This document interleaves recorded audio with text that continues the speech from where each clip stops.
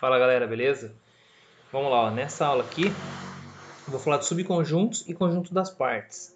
Deixa eu pegar a caneta e eu vou comentar também o que é o... Coloquei até um asterisco, ó. O que é o conjunto complementar, beleza? Então vamos lá, ó. O que é o subconjunto? Galera, se eu tenho um conjunto A, um subconjunto de A, quando que eu vou poder dizer que ele é um subconjunto? Quando todos os seus elementos estiverem contidos em A. Então, ó, B vai ser subconjunto de A se B estiver contido em A. Olha o exemplo. Vamos supor que o A é 0, 1, 2 e 3 e o B é 0 e 1. Percebam que os dois elementos estão aqui dentro, ou seja, o B está contido em A. Então o B ele é um subconjunto de A, beleza? Galera, se fosse um conjunto igual, ó, isso eu não coloquei, mas deixa eu colocar. Suponhamos que seja isso daqui, ó. O meu A ele é só o elemento 1 e o B ele é o elemento 1 também. O A ele está lá dentro, tá? Quer dizer, o B ele está lá dentro, ele é contido igual, tá? A gente pode escrever assim, ó.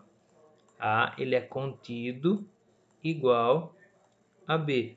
Ou poderia falar que B está contido igual a A, tá? Beleza? Então tem essa notação aqui. E como ele está contido, eu posso falar que ele é um subconjunto do conjunto A, assim como o A é um subconjunto do conjunto B. Beleza? Então, ó, o que é um conjunto complementar? Ó, dado um conjunto universo, eu chamei o universo aqui de U, que ele vai de 0 até 9. E eu falei que o conjunto A vai do 0 até 4. Então, quem que é o conjunto complementar de A?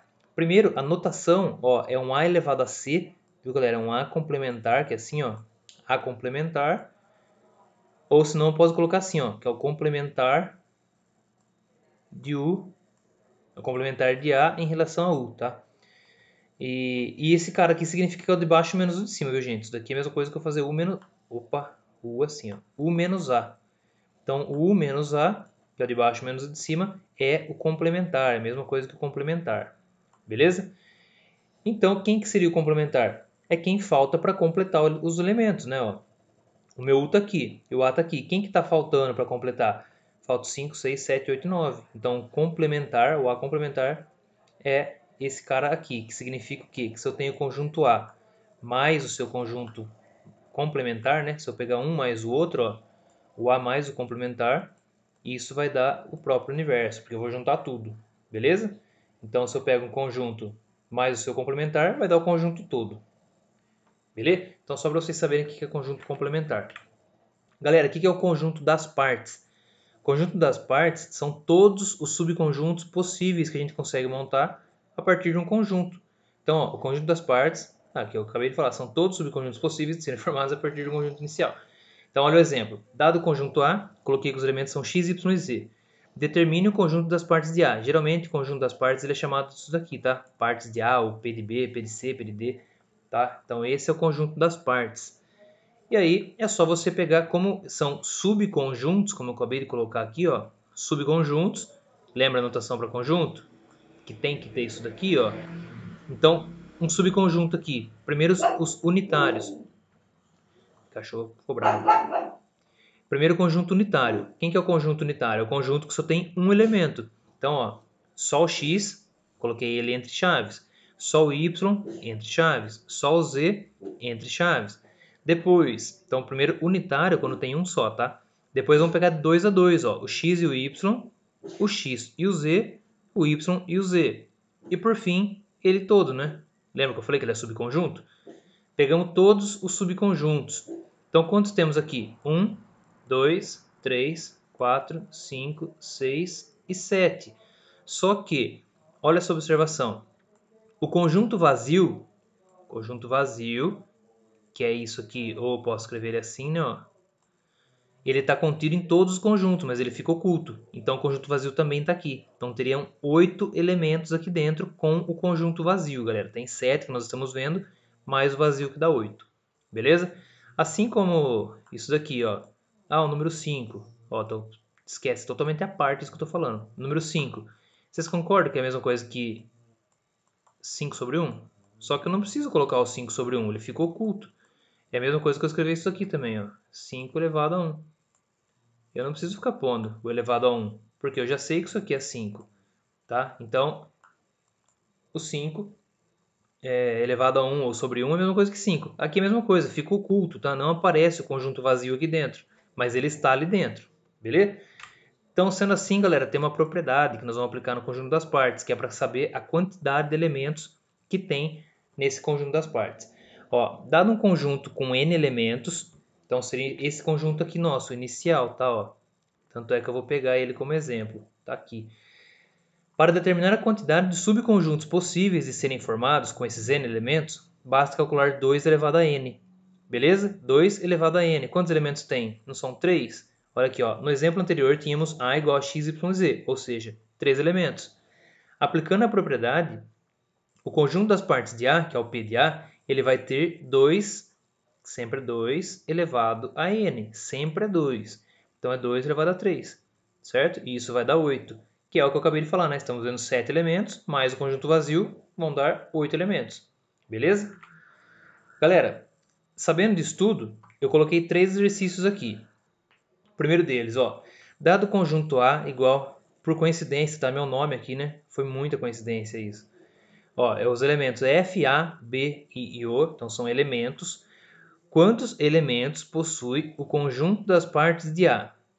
Então, o conjunto das partes de A possui quantos elementos? Galera, vamos lá, ó. Não é 2 elevado a n? Qual que é o valor do meu n aqui? Meu n são 5 elementos iniciais. Então, se nós fôssemos montar, o exercício pede quantos, viu, galera? O que acontece é que depois tem gente que quer tentar encontrar todos eles. Vai dar muito, vai dar muito. Por quê? Porque é 2 elevado a n, é a fórmula. Como são 5 elementos, 2 elevado a 5. E vocês se lembram que isso é 2 vezes 2 vezes 2 vezes 2, 5 vezes isso, né? E isso vai dar 32.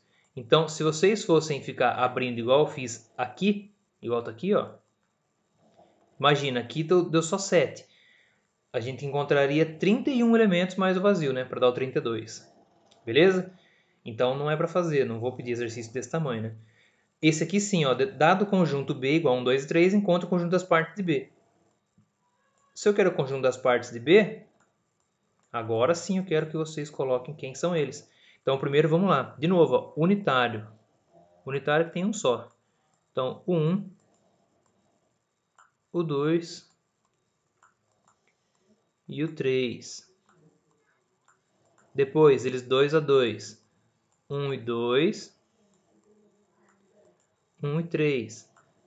Gente, a ordem não importa, viu? Só que a ordem não importa. Então, eu poderia ter colocado primeiro 1 e 3 aqui. Se eu quisesse ter começado primeiro de 2 em 2, pode começar. Agora, colocar 1 e 3, depois colocar 3 e 1, aí tá errado. Porque como a ordem não importa, você vai colocar duas vezes o mesmo, né? Então, não é para fazer isso. E aqui o 2 e 3. Ó, foi 1 com 2 e 1 com 3. Faltou o 2 e com o 3. Por que o 2 e 1 não vai? Porque ele já está aqui, né? 1 e 2 é a mesma coisa que 2 e 1. E por fim, os 3 juntos, né? 1, 2 e 3. Para ver se está certo, conta, né? 1, 2, 3, 4, 5, 6, 7. Pronto, mais o vazio 8. Como são 3 elementos, 2 elevado a 3 dá 8, né? Porque 2 vezes 2, 4, vezes 2, 8. Beleza? E aqui, para fechar, sabendo que PC é o conjunto das partes de C e que esse conjunto das partes tem 64 elementos, então conclui-se que C possui quantos elementos? Galera, significa isso, ó, 2 elevado a n, que é a quantidade de elementos que tem em C, isso está dando 64. Ou seja, nós vamos ter que fatorar esse 64. Vai ficar 2 elevado a n é igual a quanto que é 64 fatorado? 64, vamos fatorar, por 2. Vai dar 32. Por 2 dá 16. Por 2 dá 8. Por 2 dá 4. Por 2 dá 2. Por 2 dá 1. Então, quantos 2 eu tenho? 1, 2, 3, 4, 5, 6. Então, é 2 a sexta. Então, 2 elevado a n é igual a 2 elevado a sexta. E isso só é verdade quando n for igual a 6, né? Então, isso aqui significa que o n vale 6. Então, a pergunta é: sabendo que PC é o conjunto das partes de C e que e que esse conjunto das partes tem 64 elementos, então conclui que C possui quantos elementos? Possui